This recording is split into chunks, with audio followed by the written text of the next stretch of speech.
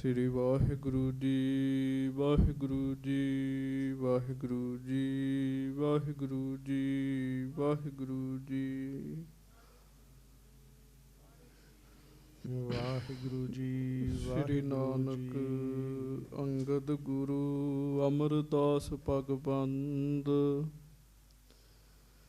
ਰਾਮਦਾਸ ਅਰਜਨ ਗੁਰੂ ਬਰ ਸ੍ਰੀ ਹਰਿ ਗੋਬਿੰਦ ਹਰੀ ਰਾਏ ਹਰਿ ਕ੍ਰਿਸ਼ਨ ਗੁਰ ਬਰ ਤੇਗ ਬਹਾਦਰ ਚੰਦ ਦਸਵੇਂ ਗੋਬਿੰਦ ਸਿੰਘ ਗੁਰ ਨਮੋ ਚਰਨ ਅਰਬਿੰਦ ਜਿਸ ਮਹਿ ਅੰਮ੍ਰਿਤ ਗਿਆਨ ਹੈ ਮਾਣਕ ਭਗਤ ਬੈਰਾਗ ਸ਼੍ਰੀ ਗੁਰੂ ਗ੍ਰੰਥ ਸਾਹਿਬ ਉਦਦ ਬੰਦੋਂ ਕਰ ਅਨੁਰਾਗ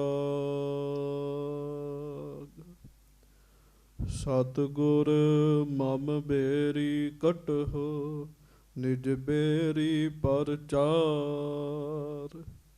ਇਹ ਬੇਰੀ ਹੋਏ ਭਵ ਸਫਲ ਬਿਨ ਬੇਰੀ ਕਰ ਪਾਰ। ਏਕੰਕਾਰ ਸਤਿਗੁਰੂ ਤੇਹ ਪ੍ਰਸਾਦ ਸਚ ਹੋਏ। ਵਾਹਿਗੁਰੂ ਜੀ ਕੀ ਫਤਿਹ। ਬਿਗਨ ਬਿਨਾਸ਼ਨ ਸੋਏ। ਏਕੰਕਾਰ ਸਤਿਗੁਰੂ ਤੇਹ ਪ੍ਰਸਾਦ ਸਚ ਹੋਏ। ਵਾਹਿਗੁਰੂ ਜੀ ਕੀ ਫਤਿਹ। ਬਿਗਨ ਬਿਨਾਸ਼ਨ ਸੋਏ। ਸਤਨਾਮ ਸ੍ਰੀ ਵਾਹਿਗੁਰੂ ਸਾਹਿਬ ਜੀ। ਚੌਪਈ। ਸੰਗਤ ਆਏ ਲੱਗਿਓ ਦੀਵਾਨ ਬੀਚ ਬਿਰਾਜੈ ਕਿਰਪਾ ਨਿਧਾਨ। ਸ੍ਰੀ ਮੁਖ ਤੇ ਬੋਲੇ ਬਚ ਐਸੇ ਬਿਕਸੇ ਕਮਲ ਖਿਰੇ ਅਲ ਜੈਸੇ। ਸੰਗਤ ਆਏ ਲੱਗਿਓ ਦੀਵਾਨ ਬੀਚ ਬਿਰਾਜੈ ਕਿਰਪਾ ਨਿਧਾਨ। ਸੱਚੇ ਪਾਤਸ਼ਾਹ ਗਰੀਬ ਨਵਾਜ ਦੀਨ ਦੁਨੀਆ ਦੇ ਮਾਲਕ ਚਬਰ ਛਤਰ ਤਖਤ ਦੇ ਮਾਲਕ ਸਮਰੱਥ ਗੁਰੂ ਪ੍ਰਤੱਖ ਗੁਰੂ ਦੀਨ ਦਿਆਲ ਕਿਰਪਾਲ ਅੰਤਰਜਾਮੀ ਪੂਰਨ ਪਾਰ ਬ੍ਰਹਮ ਪਰਮੇਸ਼ਰ ਵਾਹਿਗੁਰੂ ਅਕਾਲ ਪੁਰਖ ਸਵਰੂਪ ਸੱਚੇ ਪਾਤਸ਼ਾਹ ਦਾਸਾਂ ਗਰੀਬਾਂ ਸਿੱਖਾਂ ਸੇਵਕਾਂ ਦੀ ਸਦਾ ਹੀ ਇੱਜ਼ਤ ਰੱਖਣ ਵਾਲੇ ਪੱਤ ਰੱਖਣ ਵਾਲੇ ਦਇਆ ਕਰਨ ਵਾਲੇ ਰਹਿਮਤਾਂ ਕਰਨ ਵਾਲੇ ਧੰਨ ਧੰਨ ਸੱਚੇ ਪਾਤਸ਼ਾਹ ਗਰੀਬ ਨਵਾਜ ਸਤਿਗੁਰੂ ਜੀ। ਧੰਨ ਧੰਨ ਸ੍ਰੀ ਗੁਰੂ ਗ੍ਰੰਥ ਸਾਹਿਬ ਜੀ ਮਹਾਰਾਜ। ਧੰਨ ਧੰਨ ਸ੍ਰੀ ਗੁਰੂ ਗ੍ਰੰਥ ਸਾਹਿਬ ਜੀ ਮਹਾਰਾਜ। ਬੜੇ ਹੀ ਪਿਆਰ ਦੇ ਨਾਲ ਸਾਰੀਆਂ ਸੰਗਤਾਂ ਦੋਵੇਂ ਹੱਥ ਜੋੜ ਕੇ ਗੱਜ ਕੇ ਕਹੋ ਜੀ ਧੰਨ ਧੰਨ ਸ੍ਰੀ ਗੁਰੂ ਗ੍ਰੰਥ ਸਾਹਿਬ ਜੀ ਮਹਾਰਾਜ। ਧੰਨ ਧੰਨ ਸ੍ਰੀ ਗੁਰੂ ਗ੍ਰੰਥ ਸਾਹਿਬ ਜੀ ਮਹਾਰਾਜ। ਧੰਨ ਧੰਨ ਸ੍ਰੀ ਗੁਰੂ ਗ੍ਰੰਥ ਸਾਹਿਬ ਜੀ ਮਹਾਰਾਜ। ਧੰਨ ਧੰਨ ਸ੍ਰੀ ਗੁਰੂ ਗ੍ਰੰਥ ਸਾਹਿਬ ਜੀ ਮਹਾਰਾਜ। ਧੰਨ ਧੰਨ ਸ੍ਰੀ ਗੁਰੂ ਗ੍ਰੰਥ ਸਾਹਿਬ ਜੀ ਮਹਾਰਾਜ। ਧੰਨ ਧੰਨ ਸ੍ਰੀ ਗੁਰੂ ਗ੍ਰੰਥ ਸਾਹਿਬ ਜੀ ਮਹਾਰਾਜ। ਸਤਿਗੁਰੂ ਜੀ ਦੀ ਮਹਾਨ ਪਵਿੱਤਰ ਪਾਵਨ ਹਾਜ਼ਰੀ ਵਿਖੇ ਸੁਭਾਏਮਾਨ ਸਤਿਗੁਰੂ ਜੀ ਦੀ ਪਿਆਰੀ ਸਾਜੀ ਨਵਾਜੀ ਸੰਗਤ ਜੀ ਆਪ ਜੀ ਬੜੇ ਹੀ ਪਿਆਰ ਨਾਲ ਸਤਿਗੁਰੂ ਜੀ ਦੀ ਹਾਜ਼ਰੀ ਵਿੱਚ ਜੁੜ ਕੇ ਬੈਠੇ ਹੋ। ਕੁਝ ਸਮਾਂ ਮਹਾਰਾਜ ਸੱਚੇ ਪਾਤਸ਼ਾਹ ਜੀ ਦੇ ਇਤਿਹਾਸ ਦੀ ਕਥਾ ਆਪਾਂ ਸਰਵਣ ਕਰਨੀ ਹੈ। ਆਓ ਸਾਰੀਆਂ ਹੀ ਸੰਗਤਾਂ ਆਪਣੀ ਹਾਜ਼ਰੀ ਸਤਿਗੁਰੂ ਜੀ ਦੇ ਚਰਨਾਂ ਵਿੱਚ ਲਵਾਈਏ। ਪਿਆਰ ਸਹਿਤ ਗੱਜ ਕੇ ਫਤਿਹ ਬੁਲਾਓ ਜੀ। ਵਾਹਿਗੁਰੂ ਜੀ ਕਾ ਖਾਲਸਾ ਵਾਹਿਗੁਰੂ ਜੀ ਕੀ ਫਤਿਹ। ਸਤਿਗੁਰੂ ਪੰਜਵੇਂ ਪਾਤਸ਼ਾਹ ਧੰਨ ਧੰਨ ਸ੍ਰੀ ਗੁਰੂ ਅਰਜਨ ਦੇਵ ਸਾਹਿਬ ਮਹਾਰਾਜ ਜੀ ਦੀ ਪਵਿੱਤਰ ਕਥਾ ਆਪਾਂ ਬੜੇ ਪਿਆਰ ਨਾਲ ਸਰਵਣ ਕਰ ਰਹੇ ਹਾਂ। ਅੰਮ੍ਰਿਤਸਰ ਤੋਂ 2 ਕੋਹ ਦੀ ਦੂਰੀ ਉੱਤੇ ਮਹਾਰਾਜ ਸੱਚੇ ਪਾਤਸ਼ਾਹ ਜੀ ਪੋਥੀਆਂ ਲੈ ਕੇ ਪਹੁੰਚੇ ਹਨ। ਸਿੱਖ ਸੰਗਤਾਂ ਅੰਮ੍ਰਿਤਸਰ ਦੀਆਂ ਸੰਗਤਾਂ ਭਾਈ ਗੁਰਦਾਸ ਜੀ ਬਾਬਾ ਬੁੱਢਾ ਜੀ ਹਰਗੋਬਿੰਦ ਸਾਹਿਬ ਜੀ ਇਹ ਸਾਰੇ ਹੀ ਸਾਧ ਸੰਗਤ ਜੀ ਮਹਾਰਾਜ ਜੀ ਨੂੰ ਅਗਲਵਾਂਡੀ ਲੈਣ ਗਏ ਹਨ। ਹਜ਼ੂਰ ਮਹਾਰਾਜ ਸੱਚੇ ਪਾਤਸ਼ਾਹ ਉੱਥੋਂ ਫਿਰ ਨਗਰ ਕੀਰਤਨ ਦੇ ਰੂਪ ਦੇ ਵਿੱਚ ਪੋਥੀਆਂ ਲੈ ਕੇ ਸ੍ਰੀ ਹਰਿਮੰਦਰ ਸਾਹਿਬ ਵਿਖੇ ਪਹੁੰਚੇ ਹਨ। ਸਭ ਤੋਂ ਪਹਿਲਾਂ ਗੁਰਬਾਣੀ ਦੀਆਂ ਜਿਹੜੀਆਂ ਪੋਥੀਆਂ ਹਨ ਉਹ 68 ਤੀਰਥ ਵਾਲੇ ਅਸਥਾਨ ਤੇ ਸਥਾਪਿਤ ਕੀਤੀਆਂ ਗਈਆਂ ਜੀ। ਸ੍ਰੀ ਹਰਿਮੰਦਰ ਸਾਹਿਬ ਜੀ ਦੇ ਵਿੱਚ ਦੁੱਖ ਭੰਜਨੀ ਬੇਰ ਸਾਹਿਬ ਦੇ ਬਿਲਕੁਲ ਲਾਗੇ ਘਾਟ ਬਣਿਆ, ਉਹਨੂੰ 68 ਘਾਟ ਵੀ ਕਹਿੰਦੇ ਆ, 68 ਤੀਰਥ ਵੀ ਕਹਿੰਦੇ ਆ ਜੀ। ਉੱਥੇ ਗੁਰਬਾਣੀ ਦੀਆਂ ਪੋਥੀਆਂ ਸੁਭਾਇਮਾਨ ਕੀਤੀਆਂ ਗਈਆਂ।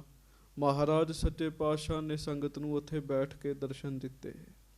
ਬਾਬਾ ਬੁੱਢਾ ਸਾਹਿਬ ਜੀ ਤੇ ਭਾਈ ਗੁਰਦਾਸ ਜੀ ਦੀ ਫਿਰ ਡਿਊਟੀ ਲਾਈ, ਇੱਥੇ ਸਾਰੀ ਰਾਤ ਹੀ ਤੁਸਾਂ ਨੇ ਕੀਰਤਨ ਕਰਨਾ ਹੈ, ਸਾਰੀ ਰਾਤ ਕੀਰਤਨ ਕਰਨਾ ਹੈ। ਤੇ ਗੁਰੂ ਸਾਹਿਬ ਮਹਾਰਾਜ ਸੱਚੇ ਪਾਤਸ਼ਾਹ ਜੀ ਦੀ ਬਾਣੀ ਪੜ੍ਹ ਕੇ ਸੰਗਤ ਨੂੰ ਸੁਣਾਉਣੀ ਹੈ। ਬਾਬਾ ਬੁੱਢਾ ਸਾਹਿਬ ਜੀ ਫਿਰ ਸਾਧ ਸੰਗਤ ਜੀ ਉੱਥੇ ਬਾਣੀ ਪੜ੍ਹਦੇ ਆ, ਕੀਰਤਨ ਕਰਦੇ ਆ। ਉਧਰ ਰਾਤ ਮਹਾਰਾਜ ਘਰ ਵਿੱਚ ਪਹੁੰਚੇ ਆ। ਜਦੋਂ ਮਹਾਰਾਜ ਘਰ ਵਿੱਚ ਪਹੁੰਚੇ ਆ, ਮਾਤਾ ਗੰਗਾ ਜੀ ਨੇ ਬਹੁਤ ਸਤਿਕਾਰ ਕੀਤਾ ਹੈ। ਮਾਤਾ ਗੰਗਾ ਜੀ ਨੂੰ ਮਹਾਰਾਜ ਨੇ ਫਿਰ ਬੋਲ ਕੇ ਸਾਰੀ ਗੱਲ ਦੱਸੀ ਹੈ ਜੀ। ਸਾਰੀ ਗੱਲ ਦੱਸੀ ਹੈ ਕਿ ਕਿਵੇਂ ਕਿਵੇਂ ਕਿਵੇਂ ਪੋਥੀਆਂ ਪ੍ਰਾਪਤ ਹੋਈਆਂ। ਬਾਬਾ ਮੋਹਨ ਜੀ, ਬਾਬਾ ਮੋਹਰੀ ਜੀ, ਸਭਨਾਂ ਦੇ ਬਾਰੇ ਬੋਲ ਕੇ ਦੱਸਿਆ ਜੀ। ਉਹ ਸੰਗਤ ਦੀ ਆਪਾਂ ਨੇ ਕਥਾ ਰੂਪ ਵਿੱਚ ਬਚਨ ਕੱਲ ਸਰਵਣ ਕੀਤੇ ਸਨ। ਹੁਣ ਇਹਦੇ ਤੋਂ ਅੱਗੇ ਕਥਾ ਆਪਾਂ ਪਿਆਰ ਦੇ ਨਾਲ ਸਰਵਣ ਕਰਨੀ ਹੈ, ਕੋਈ ਰਸਨਾਬਾਜ਼ੀ ਨਾ ਰਹੇ। ਅੰਮ੍ਰਿਤ ਵੇਲੇ ਤੱਕ ਕੀਰਤਨ ਹੋਇਆ। ਹਜ਼ੂਰ ਮਹਾਰਾਜ ਸੱਚੇ ਪਾਤਸ਼ਾਹ ਅੰਮ੍ਰਿਤ ਵੇਲੇ ਆਏ ਆ। ਹਰਿਮੰਦਰ ਸਾਹਿਬ ਨਮਸਕਾਰ ਕਰਕੇ ਮੁੜ ਥੜਾ ਸਾਹਿਬ ਆ ਕੇ ਸੱਚੇ ਪਾਤਸ਼ਾਹ ਸੁਭਾਇਮਾਨ ਹੋ ਗਏ ਹਨ। ਗੱਜ ਕੇ ਆਖੋ ਵਾਹਿਗੁਰੂ ਵਾਹਿਗੁਰੂ। ਥੜਾ ਸਾਹਿਬ ਮਹਾਰਾਜ ਸੁਭਾਇਮਾਨ ਹੋ ਗਏ ਨੇ। ਬਹੁਤ ਹੀ ਸਿੱਖ ਸੰਗਤਾਂ ਮਹਾਰਾਜ ਸੱਚੇ ਪਾਤਸ਼ਾਹ ਜੀ ਦੇ ਨਾਲ ਹਨ। ਬਹੁਤ ਸੋਹਣਾ ਭਲਾ ਜਿਹੜਾ ਸਮਾਂ ਹੈ ਉਹ ਸਾਧ ਸੰਗਤ ਜੀ ਬਣਿਆ ਹੋਇਆ। ਹੁਣ ਇਹਦੇ ਤੋਂ ਅੱਗੇ ਆਪਾਂ ਕਥਾ ਸੁਣਨੀ ਹੈ, ਕੋਈ ਰਸਨਾਬਾਜ਼ੀ ਨਾ ਰਹੇ। ਬੜੇ ਹੀ ਪਿਆਰ ਦੇ ਨਾਲ ਸਾਰੀ ਸੰਗਤ ਕਹੋ ਧੰਨ ਧੰਨ ਸ੍ਰੀ ਗੁਰੂ ਅਰਜਨ ਦੇਵ ਸਾਹਿਬ ਜੀ ਮਹਾਰਾਜ। ਧੰਨ ਧੰਨ ਸ੍ਰੀ ਗੁਰੂ ਅਰਜਨ ਦੇਵ ਸਾਹਿਬ ਜੀ ਧੰਨ ਮਹਾਰਾਜ। ਧੰਨ ਸ੍ਰੀ ਗੁਰੂ ਅਰਜਨ ਦੇਵ ਸਾਹਿਬ ਜੀ ਮਹਾਰਾਜ। ਧੰਨ ਧੰਨ ਸ੍ਰੀ ਗੁਰੂ ਅਰਜਨ ਦੇਵ ਸਾਹਿਬ ਜੀ ਮਹਾਰਾਜ। ਸਭ ਸੰਗਤ ਗੱਜ ਕੇ ਆਖੋ ਜੀ ਸਤਿਨਾਮ ਸ੍ਰੀ ਵਾਹਿਗੁਰੂ ਸਾਹਿਬ ਜੀ। ਫਿਰ ਆਖੋ ਜੀ ਸਤਿਨਾਮ ਸ੍ਰੀ ਵਾਹਿਗੁਰੂ ਸਾਹਿਬ ਜੀ। ਸਤਨਾਮ ਸ੍ਰੀ ਵਾਹਿਗੁਰੂ ਸਾਹਿਬ ਜੀ। ਚੌਪਈ। ਸੰਗਤ ਆਏ ਲੱਗੇ ਉਹ ਦੀਵਾਨ। ਬਹੁਤ ਸਾਰੀ ਸੰਗਤ ਉਸ ਅਸਥਾਨ ਤੇ ਪਹੁੰਚੀ ਹੈ ਜੀ। ਦੀਵਾਨ ਲੱਗ ਗਿਆ, ਕੀਰਤਨ ਦਾ ਭੋਗ ਪਿਆ ਜੀ। ਹਾਂਜੀ, ਬੀਚ ਬਿਰਾਜੈ ਹੈ ਕਿਰਪਾ ਨਿਧਾਨ। ਦੀਵਾਨ ਲੱਗਾ ਹੋਇਆ ਹੈ, ਕਿਰਪਾ ਦੇ ਖਜ਼ਾਨੇ ਜਿਨ੍ਹਾਂ ਵਿੱਚ ਬਹੁਤ ਕਿਰਪਾ ਹੈ ਜੀ। ਕਿੰਨੀ ਕਿਰਪਾ ਹੈ? ਕਹਿੰਦੇ ਕਿਰਪਾ ਦੇ ਖਜ਼ਾਨੇ ਹੀ ਨੇ ਸ੍ਰੀ ਗੁਰੂ ਅਰਜਨ ਦੇਵ ਸਾਹਿਬ ਜੀ ਮਹਾਰਾਜ। ਮਹਾਰਾਜ ਸੰਗਤ ਦੇ ਵਿੱਚ ਬਿਰਾਜ ਗਏ ਹਨ, ਸੁਭਾਇਮਾਨ ਹੋਏ ਹਨ ਸ੍ਰੀ ਗੁਰੂ ਅਰਜਨ ਦੇਵ ਸਾਹਿਬ ਜੀ। ਹਾਂਜੀ, ਸ੍ਰੀ ਮੁਖ ਤੇ ਬੋਲੇ ਬਚ ਐਸੇ। ਮਹਾਰਾਜ ਆਪਣੇ ਪਵਿੱਤਰ ਮੁਖਾਰ ਬਿੰਦ ਤੋਂ ਬੜੇ ਹੀ ਪਿਆਰ ਨਾਲ ਸੰਗਤ ਵਿੱਚ ਬਚਨ ਕਰਨ ਲੱਗੇ ਜੀ। ਨਿਕਸੇ ਕਮਲ ਖਿਰੀਏ ਅਲ ਜੈਸੇ। ਕਹਿਣ ਲੱਗੇ ਜਿਵੇਂ ਫਿਰ ਕਮਲ ਦੇ ਉੱਤੇ ਭੌਰੇ ਬੈਠਦੇ ਖਿੜਦੇ ਆ ਨਾ, ਇਸ ਤਰ੍ਹਾਂ ਫਿਰ ਸਿੱਖ ਸੰਗਤਾਂ ਭੌਰੇ ਬਣ ਕੇ ਬੈਠੀਆਂ ਨੇ ਜੀ। ਮਹਾਰਾਜ ਜੀ ਦੇ ਬਚਨ ਸੁਣ ਕੇ ਸਾਰੇ ਹੀ ਖਿੜਨ ਲੱਗ ਪਏ ਜੀ। ਹਾਂਜੀ, ਚਿੱਤ ਦੈ ਸੁਨ ਭਾਈ ਗੁਰਦਾਸ। ਬਹੁਤ ਬਹੁਤ ਪਿਆਰੇ ਬ੍ਰਹਮ ਗਿਆਨੀ ਸਿੱਖ ਮਹਾਰਾਜ ਜੀ ਦੀ ਹਜ਼ੂਰੀ ਵਿੱਚ ਬੈਠੇ ਹੋਏ ਹਨ। ਸੱਚੇ ਪਾਤਸ਼ਾਹ ਮਹਾਰਾਜ ਭਾਈ ਗੁਰਦਾਸ ਜੀ ਨੂੰ ਕਹਿ ਰਹੇ ਹਨ। ਮਹਾਰਾਜ ਕਹਿੰਦੇ ਭਾਈ ਗੁਰਦਾਸ ਜੀ ਚਿੱਤ ਦੇ ਕੇ ਸਾਡੀ ਗੱਲ ਸੁਣਨੀ ਹੈ। ਰਿਸ਼ਤੇਦਾਰੀ ਵਿੱਚ ਮਹਾਰਾਜ ਜੀ ਦੇ ਵੀ ਮਾਮਾ ਜੀ ਲੱਗਦੇ ਨੇ, ਪਰ ਇਹਨਾਂ ਨੇ ਕਦੀ ਰਿਸ਼ਤੇਦਾਰੀ ਨੂੰ ਮੁੱਖ ਨਹੀਂ ਰੱਖਿਆ। ਸਦਾ ਸਿੱਖ ਵਾਲਾ ਹੀ ਪ੍ਰੇਮ ਮਹਾਰਾਜ ਜੀ ਨਾਲ ਕੀਤਾ ਜੀ। ਮਹਾਰਾਜ ਕਹਿਣ ਲੱਗੇ ਭਾਈ ਗੁਰਦਾਸ ਜੀ ਸਾਡੀ ਗੱਲ ਧਿਆਨ ਨਾਲ ਸੁਣੋ ਚਿੱਤ ਦੇ ਕੇ। ਹਾਂਜੀ, ਪਰ ਉਪਕਾਰ ਵੱਡੋ ਸੁਖ ਰਾਸ। ਮਹਾਰਾਜ ਸੱਚੇ ਪਾਤਸ਼ਾਹ ਕਹਿਣ ਲੱਗੇ ਜਿਹੜਾ ਪਰ ਉਪਕਾਰ ਕਰਨਾ ਹੈ ਨਾ, ਇਹ ਵੀ ਸਮਝੋ ਵੀ ਸੁੱਖਾਂ ਦੀ ਪੂੰਜੀ ਇਕੱਠੀ ਕਰਨੀ ਹੈ। ਪੂੰਜੀ ਕਿਹਨੂੰ ਕਹਿੰਦੇ ਆ ਜੀ? ਕਿਸੇ ਕੋਲ ਪੈਸੇ ਹੋਣ, 4 ਪੈਸੇ ਹੋਣ, ਅਸੀਂ ਕਹਿੰਦੇ ਇਹਦਾ ਬੈਂਕ ਬੈਲੈਂਸ ਹੈਗਾ ਜੀ। ਬੈਂਕ ਬੈਲੈਂਸ ਨੂੰ ਆਪਾਂ ਪੂੰਜੀ ਕਹਿੰਦੇ ਆ। ਭਾਵ ਪੱਲੇ ਕੁਝ ਹੋਵੇ ਜੀ, ਪੱਲੇ ਕੁਝ ਹੋਵੇ। ਮਹਾਰਾਜ ਕਹਿਣ ਲੱਗੇ ਜਿਹੜੇ ਬੰਦੇ ਪਰਉਪਕਾਰ ਕਰਦੇ ਨਾ, ਦੂਜਿਆਂ ਦਾ ਭਲਾ ਕਰਦੇ ਆ, ਉਹਨਾਂ ਦੇ ਪੱਲੇ ਫਿਰ ਸੁੱਖ ਹੋ ਜਾਂਦੇ ਨੇ, ਉਹਨਾਂ ਨੂੰ ਫਿਰ ਸੁੱਖ ਮਿਲਦਾ। ਇਸੇ ਕਰਕੇ ਸੰਗਤ ਜੀ ਰੱਬ ਦੇ ਪਿਆਰੇ ਪਰਉਪਕਾਰ ਕਰਨ ਤੇ ਜ਼ੋਰ ਦਿੰਦੇ ਆ ਜੀ।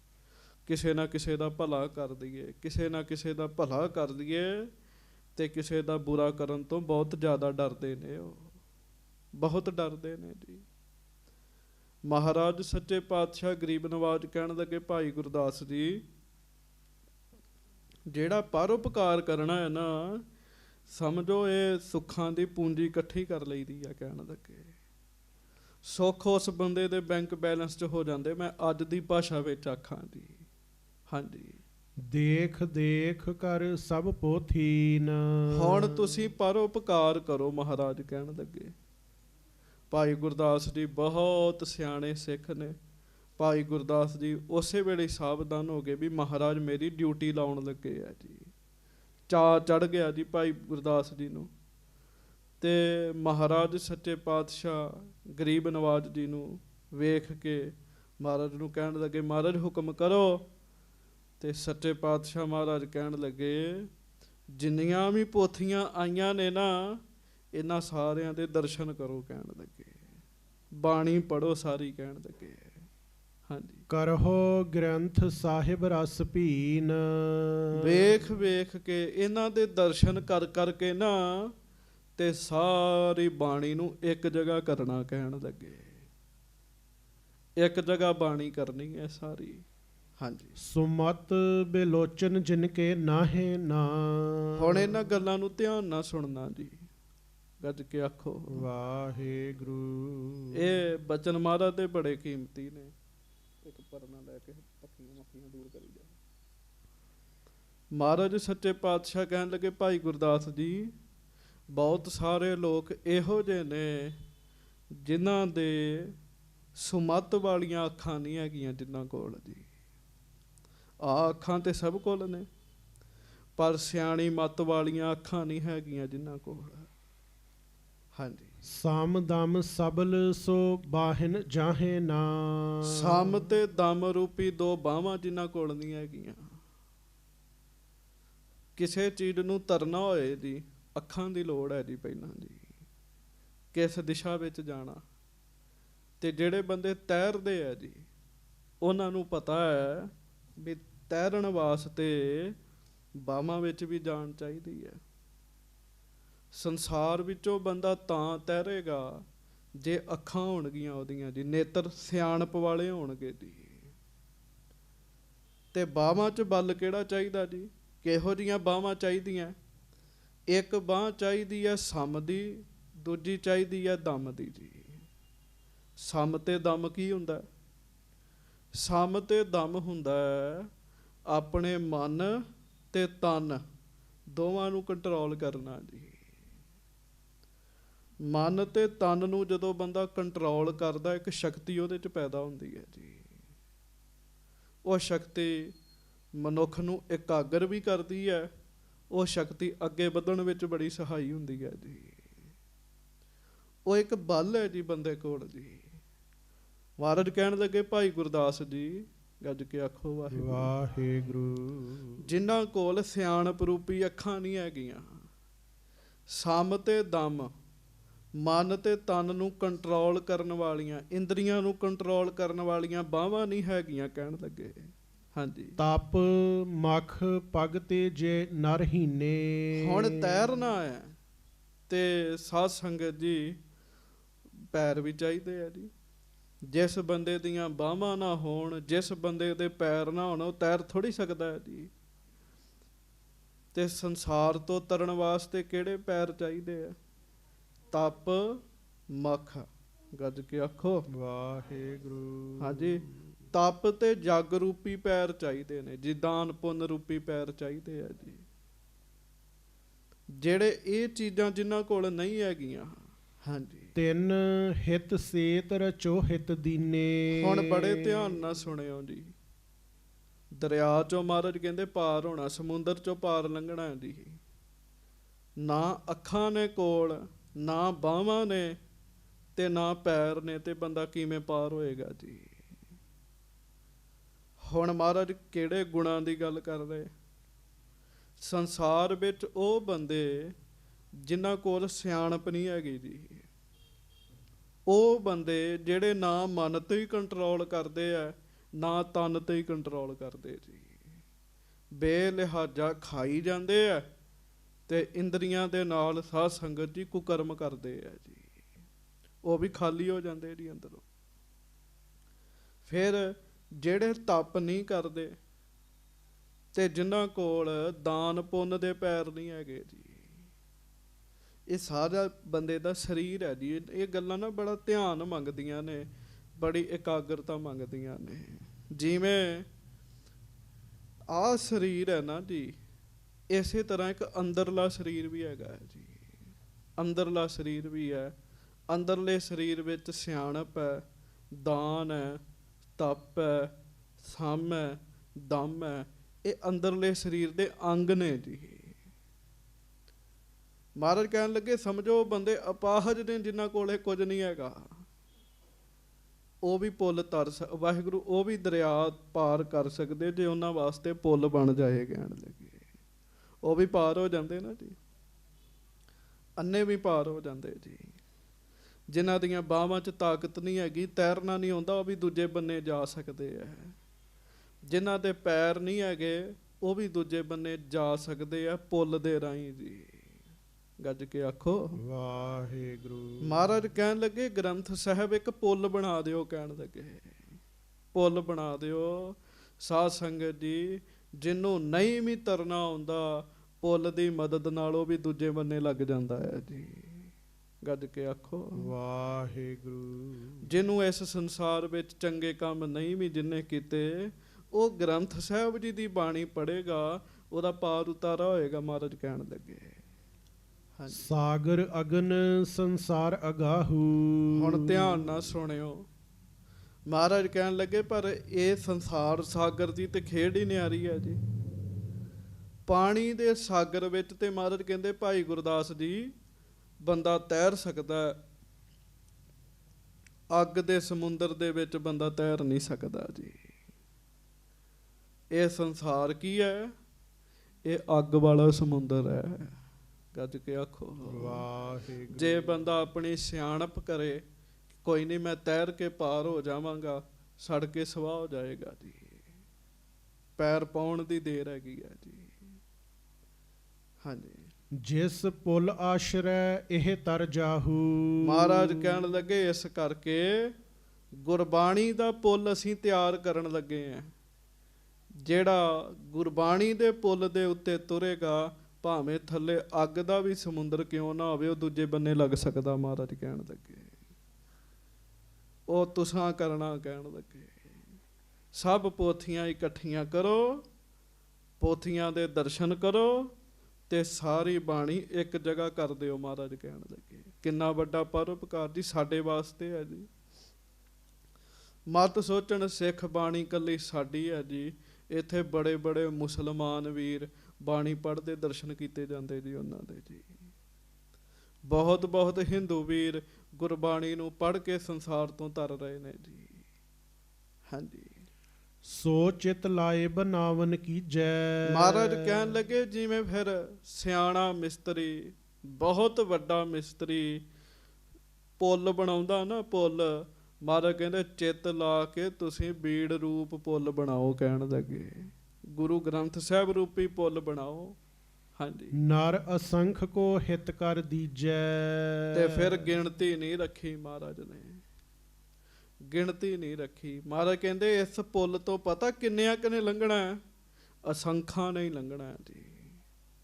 ਲੱਖ ਦੀ ਗਿਣਤੀ ਹੈ, ਕਰੋੜ ਦੀ ਗਿਣਤੀ ਹੈ, ਅਰਬ ਦੀ ਗਿਣਤੀ ਹੈ, ਖਰਬ ਦੀ ਗਿਣਤੀ ਹੈ, ਪਰ ਸਾਧ ਸੰਗਤ ਅਸੰਖ ਦੀ ਕੋਈ ਗਿਣਤੀ ਨਹੀਂ ਹੈ।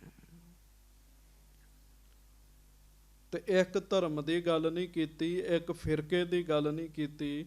ਮਹਾਰਾਜ ਨੇ ਕਿਹਾ, ਮਹਾਰਾਜ ਕਹਿਣ ਲੱਗੇ ਅਸੰਖਾਂ ਮਨੁੱਖਾਂ ਨੇ ਇਹਦੇ ਤੋਂ ਪਾਰ ਲੰਘਣਾ, ਕਹਿਣ ਲੱਗੇ ਅਸੰਖਾਂ ਨੇ ਜੀ। ਹਾਂਜੀ, ਮਹਾਂਪੁਰਖ ਕੋ ਜਗ ਤਨ ਧਾਰਨ।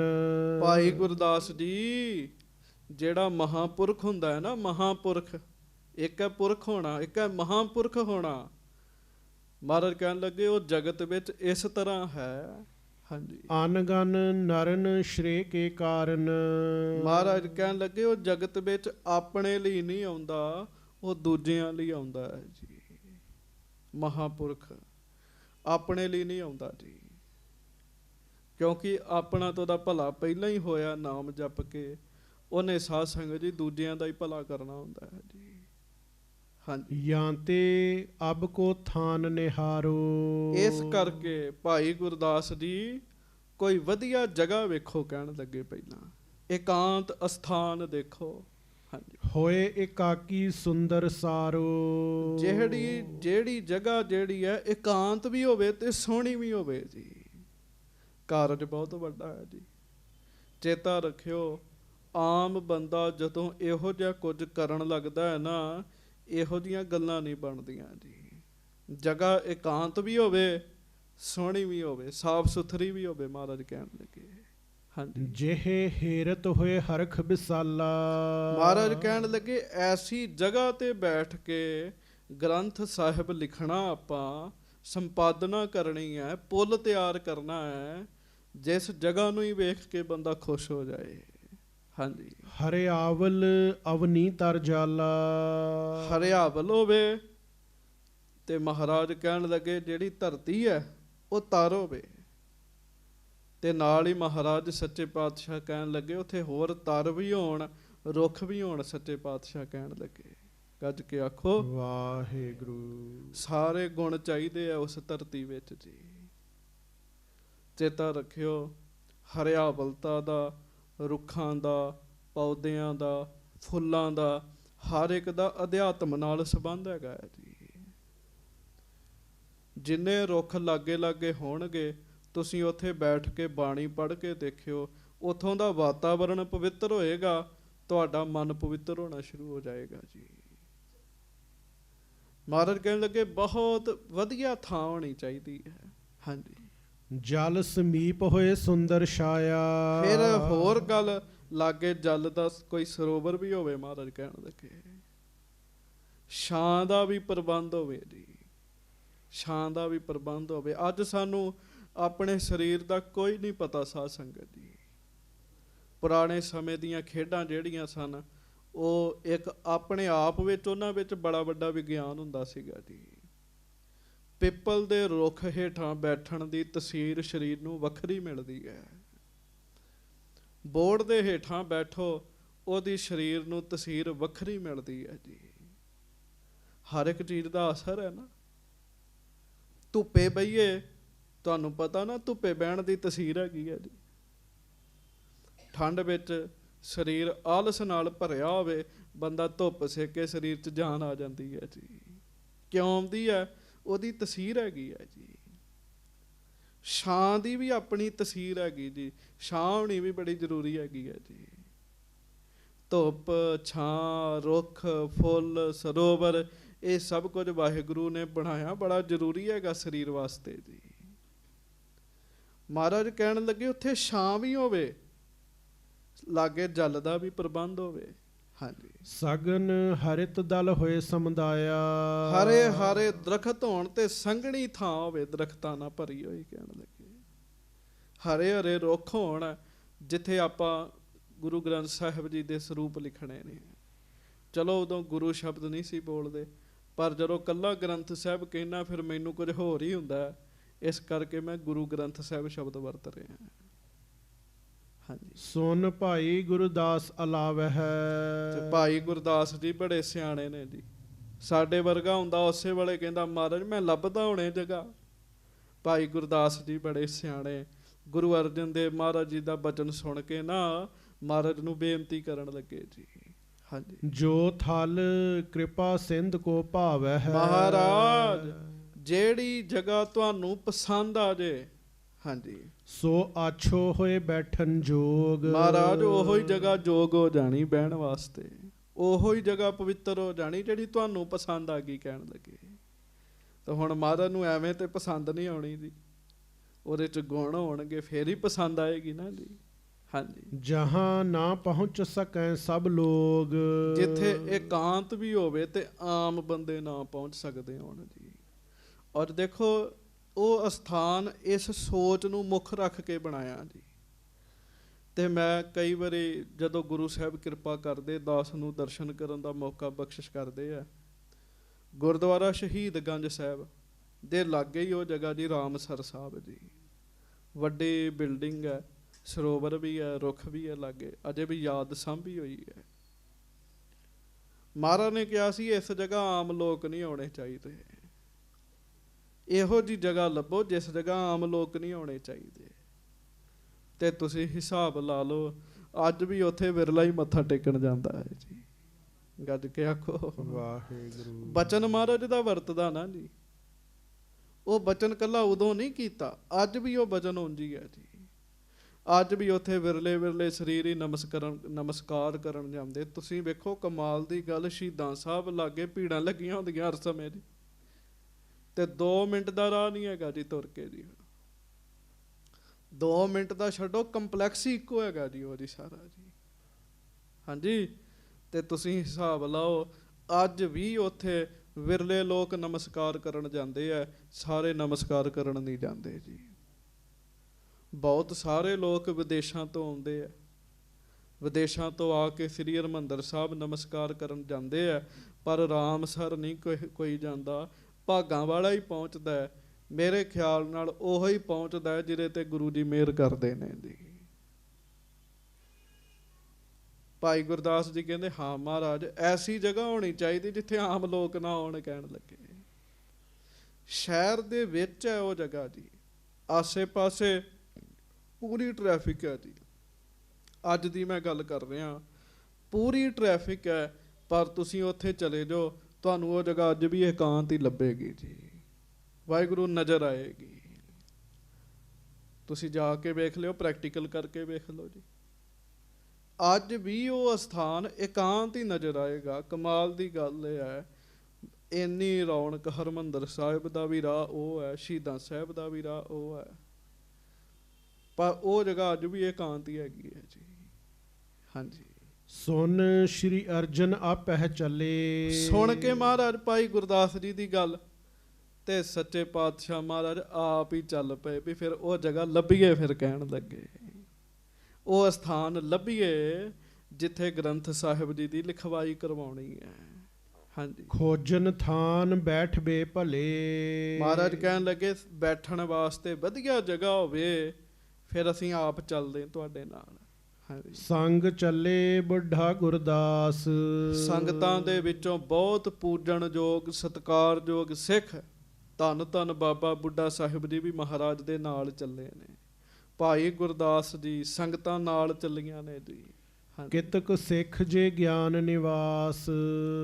ਹੋਰ ਸਿੱਖ ਜਿਹੜੇ ਬੜੇ ਗਿਆਨਵਾਨ ਨੇ, ਬੜੇ ਸਿਆਣੇ ਨੇ, ਉਹ ਸਿੱਖ ਵੀ ਨਾਲ ਨਾਲ ਤੁਰ ਰਹੇ ਨੇ ਜੀ। ਚੱਲੇ ਸੁਧਾਸਰ ਤੇ ਦਿਸ਼ ਪ੍ਰਾਚੀ। ਤੇ ਦਰਬਾਰ ਸਾਹਿਬੋਂ ਤੁਰੇ ਜੀ ਫਿਰ ਸਰੋਵਰ ਦੇ ਲਾਗੋਂ, ਤੇ ਪੂਰਬ ਵੱਲ ਨੂੰ ਮੁੱਖ ਕੀਤਾ ਮਹਾਰਾਜ ਨੇ ਜੀ। ਹਾਂਜੀ ਮਤ ਉਪਕਾਰ ਬਿਖੈ ਜਿਨ ਰਾਚੀ। ਆਪਣੇ ਸ਼ੌਂਕ ਵਾਸਤੇ ਨਹੀਂ ਇਹ ਥਾਂ ਲੱਭ ਰਹੇ। ਭਾਈ ਗੁਰਦਾਸ ਜੀ ਕਹਿੰਦੇ ਮਹਾਰਾਜ ਤੁਰ ਪਏ ਆ ਗੁਰੂ ਸਾਹਿਬ ਜੀ ਦੀ ਮੱਤ ਵਿੱਚ, ਸਾਡੇ ਭਲੇ ਦੀ ਗੱਲ ਹੀ ਹੈ ਜੀ, ਸੰਸਾਰ ਦਾ ਭਲਾ ਹੋਣਾ ਜੀ।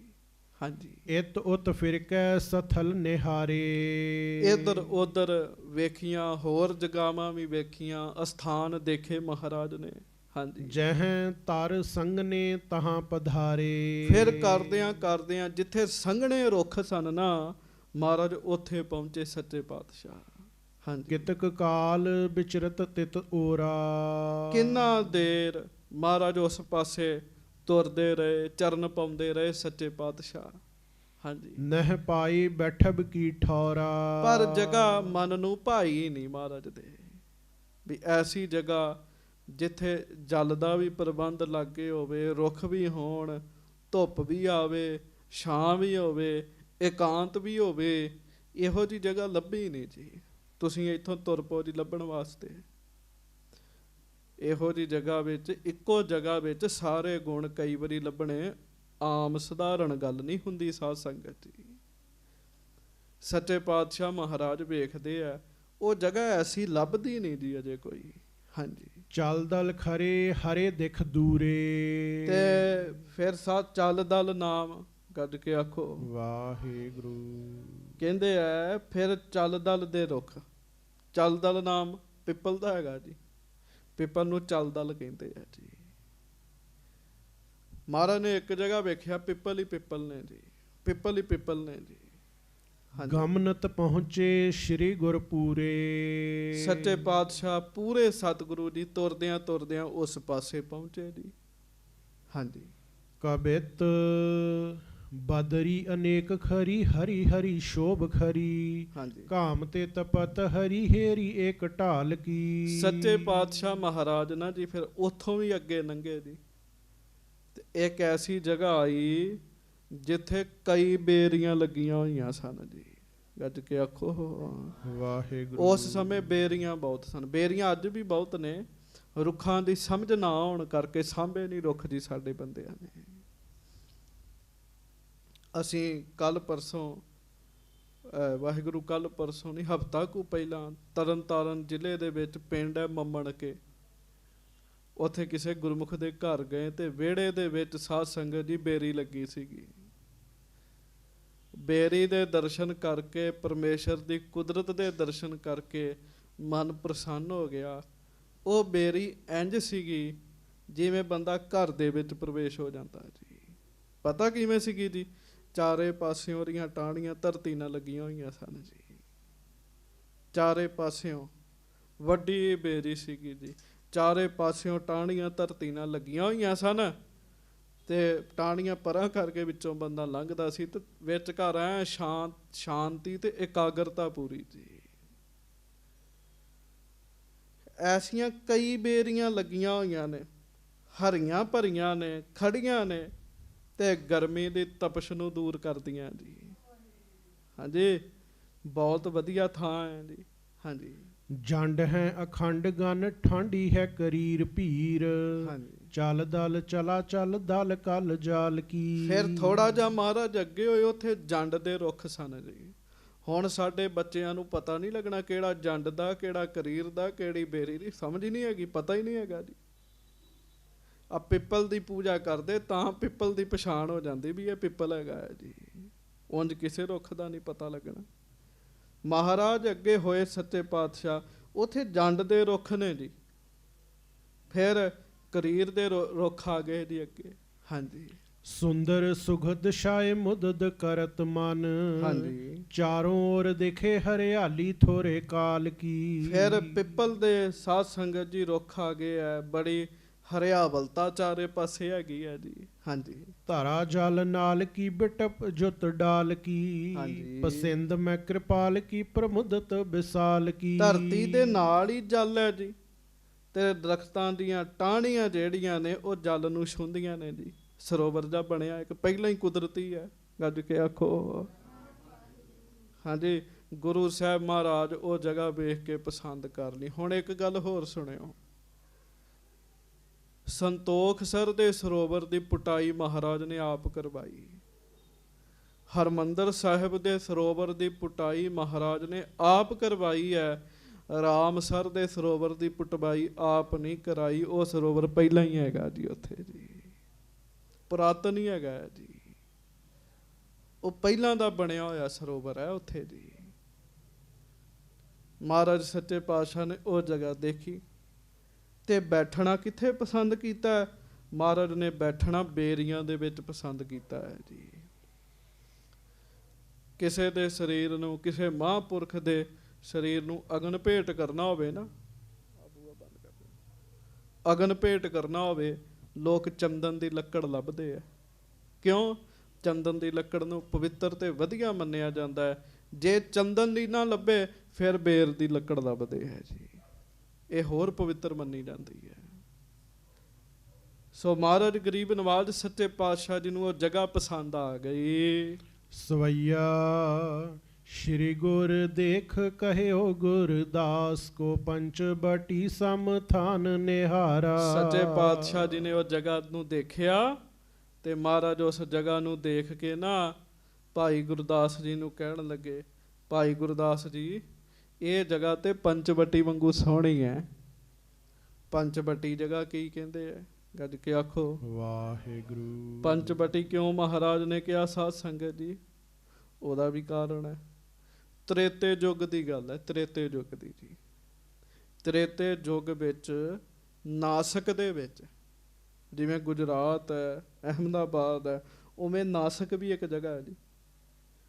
ਨਾਸਕ ਦੇ ਵਿੱਚ ਗੋਦਾਵਰੀ ਦੇ ਕੰਢੇ ਦੇ ਉੱਤੇ ਇੱਕ ਰੁੱਖਾਂ ਦਾ ਸਮੂਹ ਬਣਿਆ ਹੋਇਆ ਹੈ। ਸ਼੍ਰੀ ਰਾਮ ਚੰਦਰ ਜੀ ਉੱਥੇ ਠਹਿਰੇ ਸਨ ਇਕਾਂਤ ਜਗ੍ਹਾ ਦੇਖ ਕੇ, ਉਹਦਾ ਨਾਮ ਪੰਚਵਟੀ ਹੈ ਜੀ। ਔਰ ਬੜੇ ਬੜੇ ਸਾਧੂਆਂ ਦੇ, ਗੁਰਮੁਖਾਂ ਦੇ, ਇਸ ਰਸਤੇ ਤੇ ਤੁਰਨ ਵਾਲਿਆਂ ਦੇ ਪੰਚਵਟੀ ਦੇ ਵਿੱਚ ਸਾਧ ਸੰਗਤ ਜੀ ਆਸ਼ਰਮ ਸਨ।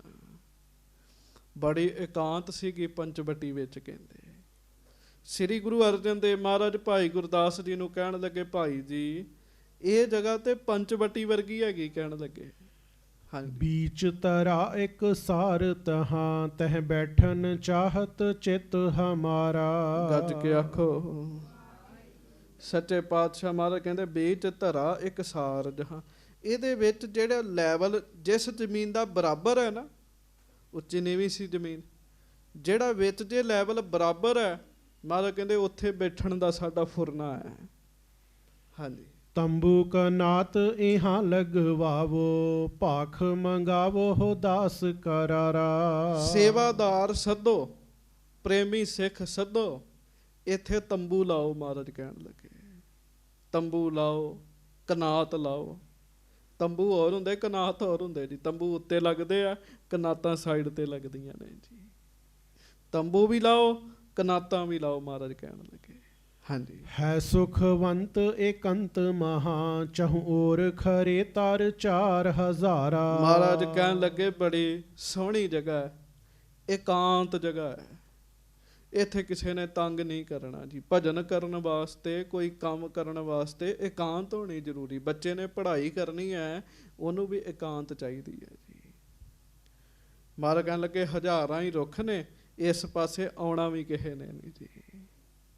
ਯੋ ਸੁਨ ਕੈ ਗੁਰਦਾਸ ਭਨਿਓ ਸੋਈ ਥਾਨ ਪਲੋ ਜਿਹੇ ਆਪ ਕੋ ਭਾਵੈ। ਗੱਜ ਕੇ ਆਖੋ ਵਾਹਿਗੁਰੂ।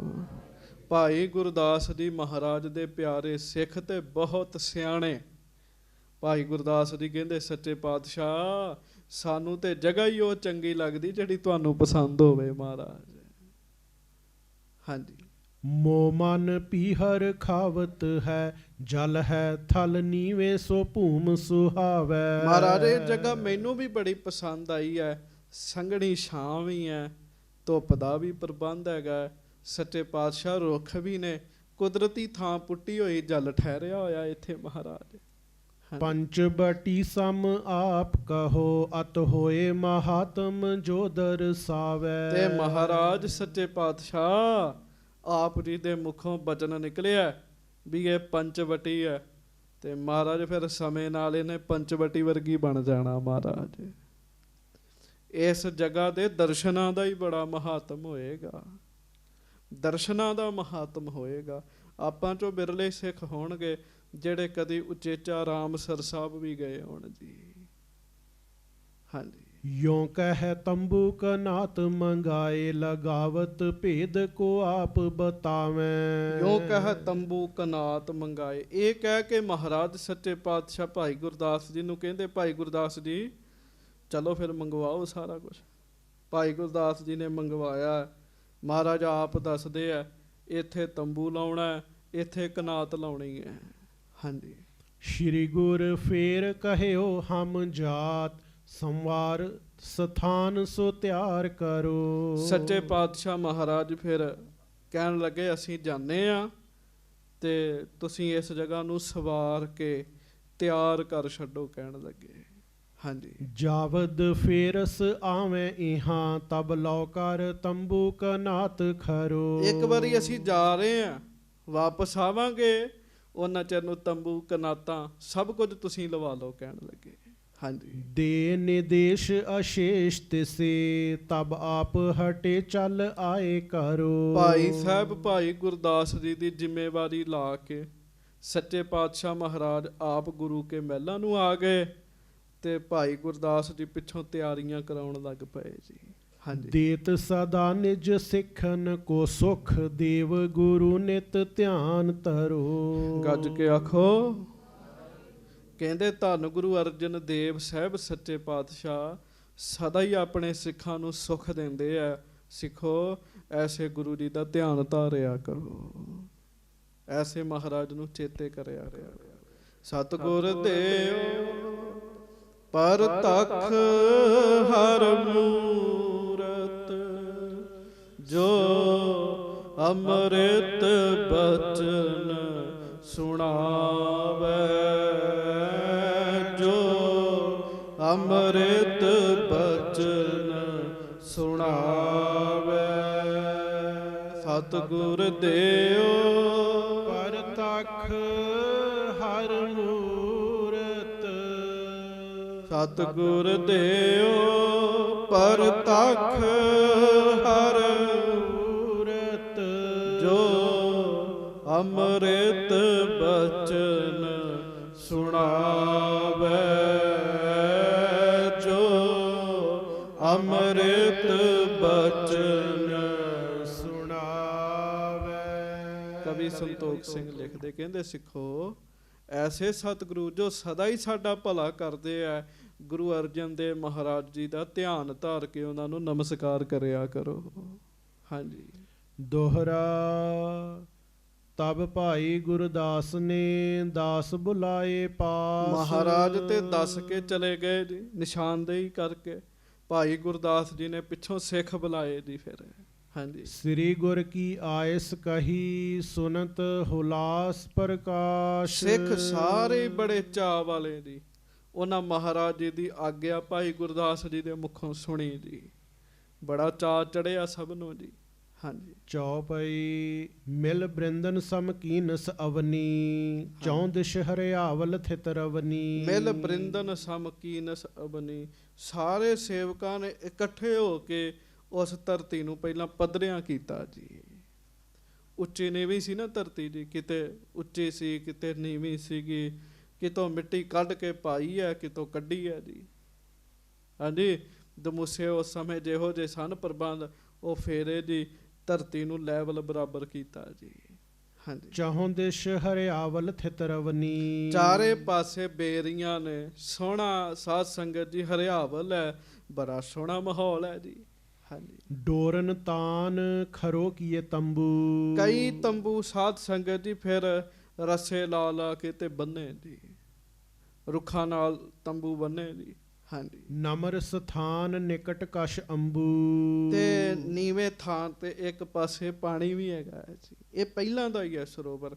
ਰਾਮਸਰ ਦਾ ਸਰੋਵਰ ਕਦੋਂ ਕੁ ਬਣਿਆ, ਇਹਦਾ ਕਦੋਂ ਨਿਰਮਾਣ ਹੋਇਆ, ਇਹਦਾ ਕੋਈ ਨਹੀਂ ਜਾਣਕਾਰੀ ਸਾਧ ਸੰਗਤ। ਇਹ ਪਹਿਲਾਂ ਦਾ ਹੀ ਹੈਗਾ ਜੀ। ਹਾਂਜੀ। ਕਰ ਕਨਾਤ ਠਾਡੀ ਤਹਿ ਗਾਡੀ। ਕਨਾਤਾਂ ਵੀ ਖੜੀਆਂ ਕੀਤੀਆਂ ਜੀ ਲਾਗੇ ਲਾਗੇ ਜੀ ਫਿਰ। ਹਾਂਜੀ। ਚਹੂ ਕੋਦ ਸੁੰਦਰ ਦੁੱਧ ਬਾਡੀ। ਚਾਰੇ ਪਾਸਿਆਂ ਤੋਂ ਉਹ ਸਾਫ਼ ਸਾਫ਼ ਕਨਾਤਾਂ ਜਦੋਂ ਲੱਗੀਆਂ, ਬਹੁਤ ਸੋਹਣਾ ਮਾਹੌਲ ਬਣਿਆ ਜੀ। ਮਿੱਟੀ ਮਾਟੀ ਸਭ ਪੱਧਰੀ ਕੀਤੀ ਗਈ ਜੀ। ਹਾਂਜੀ। ਜਲ ਕੋ ਬਹੁ ਛਿੜਕਾਵ ਕਰਾਵਾ। ਪਾਣੀ ਦਾ ਤਰੌਂਕਾ ਦਿੱਤਾ ਜੀ ਉੱਥੇ ਜੀ, ਛਿੜਕਾਵ ਕੀਤਾ ਗਿਆ। ਪੁੰਨ ਗੁਲਾਬ ਬੂੰਦਨ ਬਰਸਾਵਾ। ਫਿਰ ਗੁਲਾਬ ਜਲ ਦਾ ਵੀ ਛਿੜਕਾਵ ਕੀਤਾ ਗਿਆ ਜੀ, ਤਾਂ ਕਿ ਉੱਥੋਂ ਖੁਸ਼ਬੂ ਆਵੇ ਜੀ। ਚਾਹੋਂ ਦਿਸ਼ ਚੰਦਨ ਚਰਚਿਓ ਚਾਰੂ। ਚਾਰੇ ਪਾਸੇ ਸੁੰਦਰ ਚੰਦਨ ਦਾ ਛਿੜਕਾਅ ਕੀਤਾ ਗਿਆ ਜੀ। ਚੰਦਨ ਦੀ ਬੜੀ ਵਧੀਆ ਖੁਸ਼ਬੂ ਹੈ। ਹਾਂਜੀ। ਬਾਹੋ ਖੁਸ਼ਬੋਏ ਉਠਤ ਮਹਿਕਾਰੂ। ਮਤਲਬ ਉਸ ਜਗ੍ਹਾ ਵਿੱਚੋਂ ਖੁਸ਼ਬੂਆਂ ਉੱਠਣ ਲੱਗ ਪਈਆਂ ਜੀ।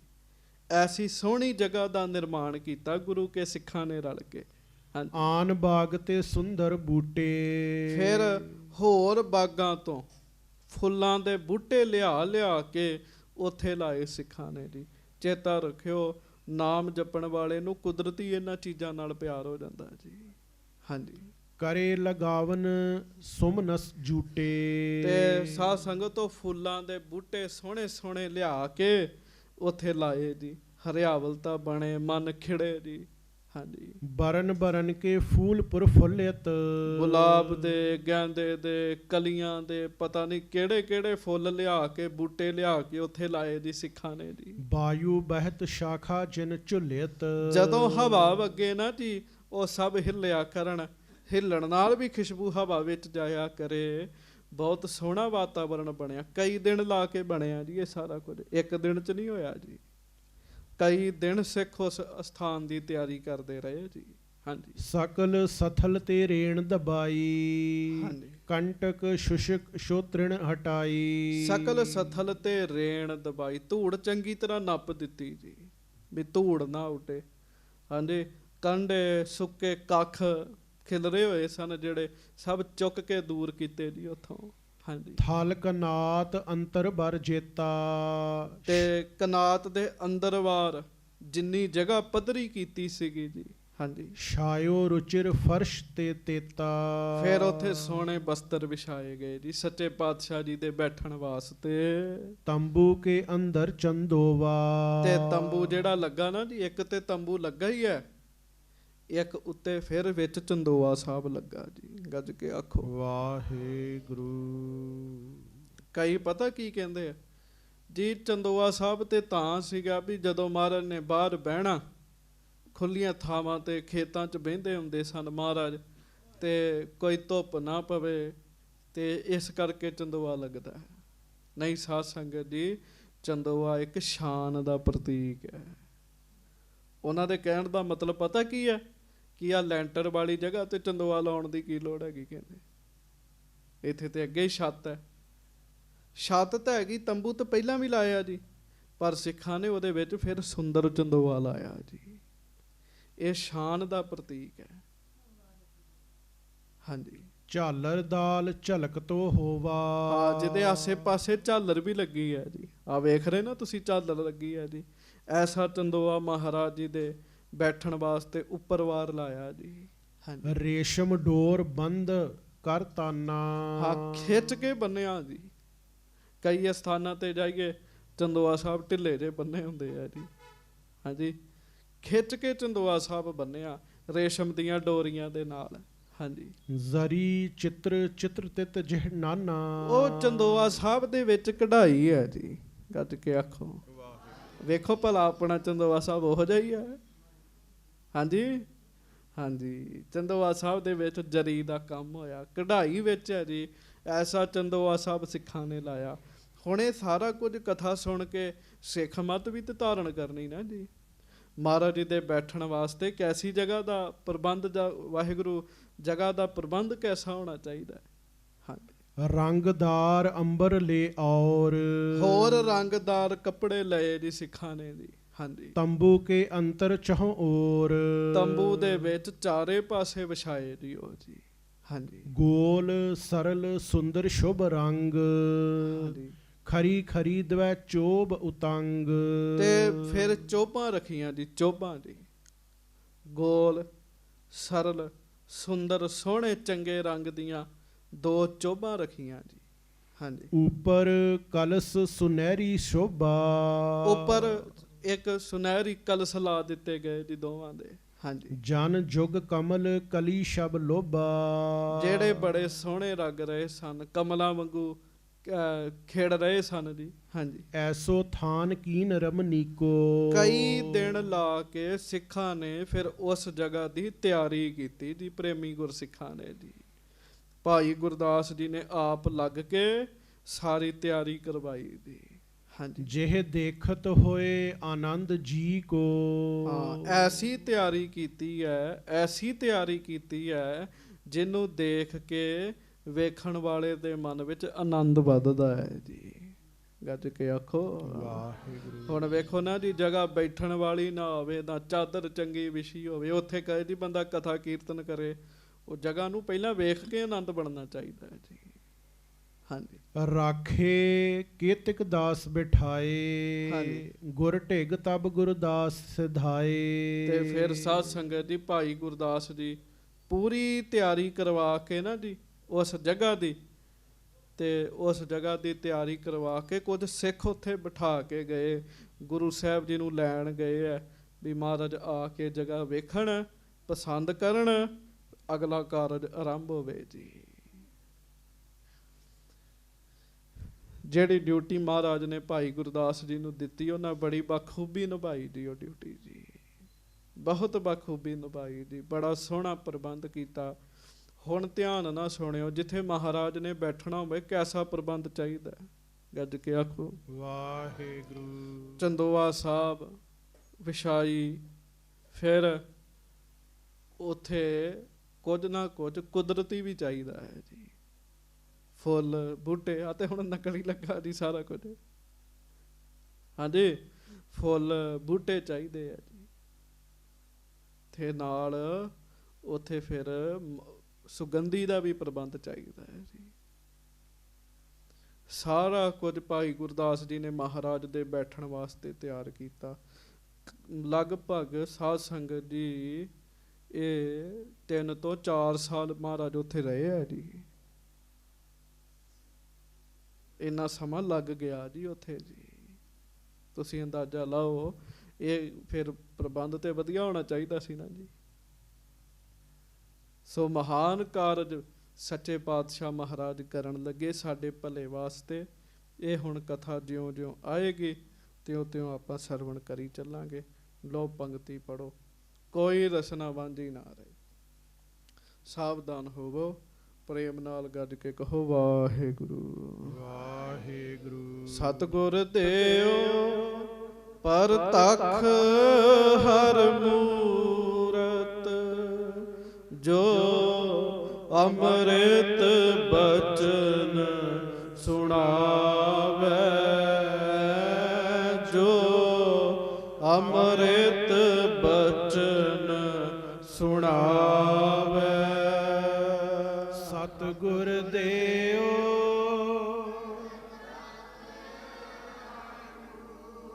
ਗੱਜ ਕੇ ਸਤਿਗੁਰ ਦੇਓ ਪਰਤਖ, ਜੋ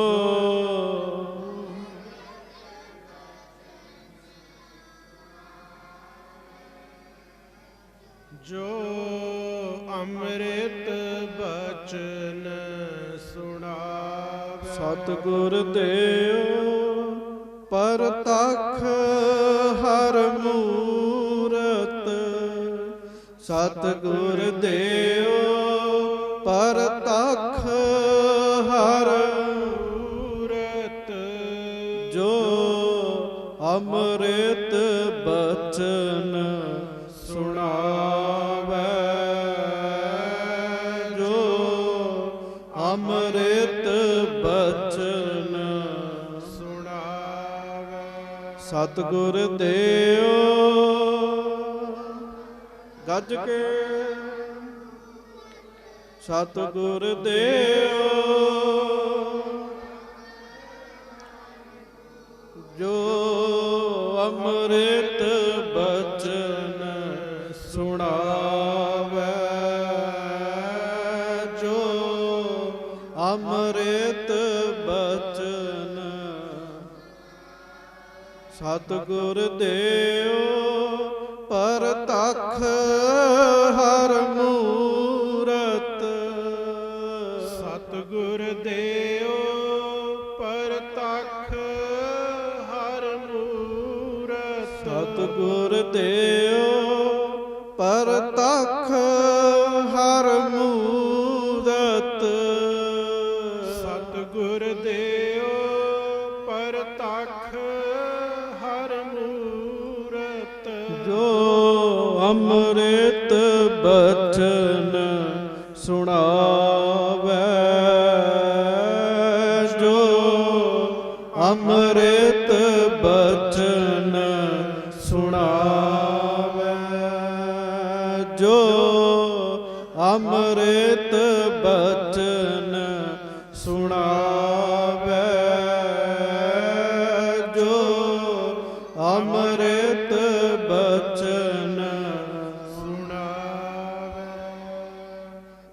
ਕੁਝ ਸਾਡੇ ਵਾਸਤੇ ਕੀਤਾ ਮਹਾਰਾਜ। ਜਿੰਨਾ ਪ੍ਰਸੰਗ ਤੁਸੀਂ ਸੁਣਿਆ ਇਹ ਸਾਡੇ ਵਾਸਤੇ ਹੀ ਮਹਾਰਾਜ ਕਰ ਰਹੇ ਨੇ। ਤੇ ਤੁਸੀਂ ਸੁਣੋ, ਸੋਚੋ, ਸੁਣ ਕੇ ਇੰਨੀ ਖੁਸ਼ੀ ਮਿਲ ਰਹੀ, ਕਿੰਨੀ ਸ਼ਾਂਤੀ ਮਿਲਦੀ।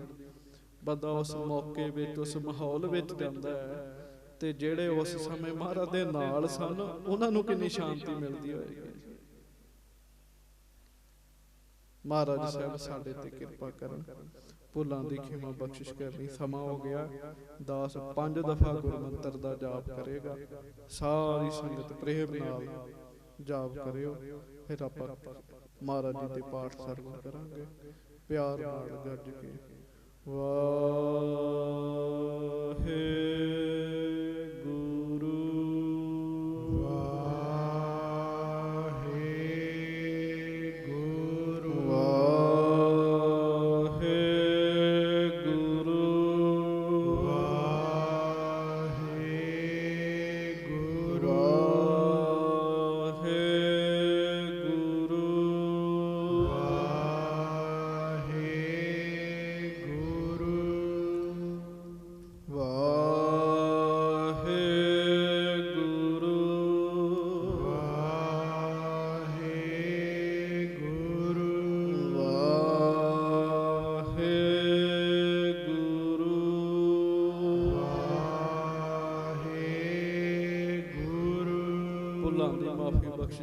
ਫਤਿਹ ਬੁਲਾਓ ਜੀ। ਵਾਹਿਗੁਰੂ ਜੀ ਕਾ ਖਾਲਸਾ, ਵਾਹਿਗੁਰੂ ਜੀ ਕੀ ਫਤਿਹ।